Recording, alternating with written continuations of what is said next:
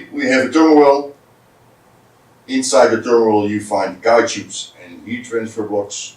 And inside the guide tube you will find your thermocouple or RTD. Depends on the construction. That is in generally a multipoint. However, you can also supply it without a thermowell. Well, in generally what you see over here, that can be a reactor, and if you must supply it with a thermowell, you must know the dimensions, of course. You must know the places where your element will go, which type of sensor they need, the process connection which is required, a junction box or an enclosure or whatever, some cable, and explosion proof standards. Again, 4 things to know: temperature, type of sensor, length of sensor, material of sensor, and so on. That's are the things you like to know. All types of thermocouples are available, of course.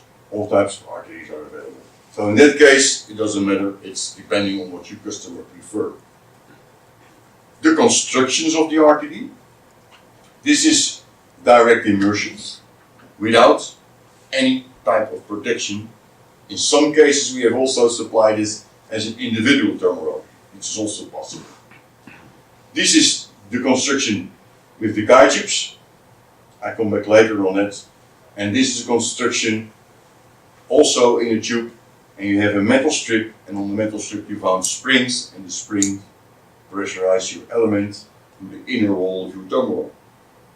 My first question to you is, can we use an RTD over here? My answer is, don't do it. Because your RTD is lying over here, and you have such a small thing bended to the inside, so you measure in generally nothing. Yeah, you measure something with more air. And you like to measure in generally the wall, the inner wall temperature. So in that case I prefer to have a thermocouple. And in a construction like here, later on I will explain why you can use an RTD. Okay, talking about the direct immersion length, it can be screwed or flanged process connection, of course. We can make individually tubes, or we can go directly with our elements into the process. And if you go with your elements directly into the process, we call it a proflexi. And this is what you've seen before. All kind of wires. Length can be from 60 meters up to 100 meters. And this is for storage tanks, LNG. They like to measure the temperature in storage tanks. So they have the process connection is flanged. They go inside the storage tank. They bring the elements to the junction box and place them on the place where they like to measure. And they do it all this way. For example, depends on what your customer prefer.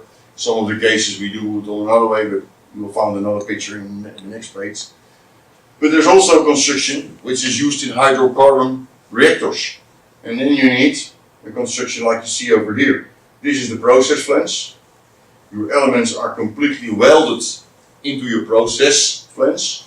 And even when one of those elements will be damaged, there's a safety chamber behind. And in the safety chamber can be a pressure gauge or a pressure transmitter. So you can see that there is pressure coming on.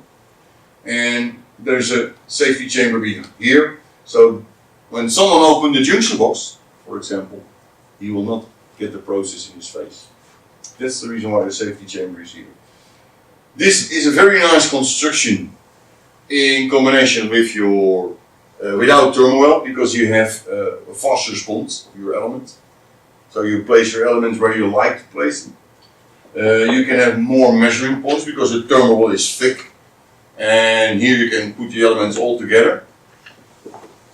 It increases your process control. Your process can be run more effectively, and you can put the places where you like to measure instead of a thermowell is always straight. So these are really advantages for customers. It's not written on paper, but I will explain. There's also one disadvantage, and that when you need all those signals, and one of those signals is damaged, what you must do, stop your plant and replace the whole construction. Be aware of that.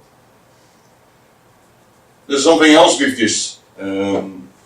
We have supplied this also, to Aramco, also in a reactor. And after 4 years, there's a plant shutdown. They clean up the whole reactor, and before they start up, they like to do the test of the thermocouples. And there was no signal at all. Do you know what they cleaned? From here, they cut all the wires off, because there were iron wires into the reactor, so they cut it off. Really? They hire people. They have no experience with this. Oh, there's something wire. Oh, we cut it off.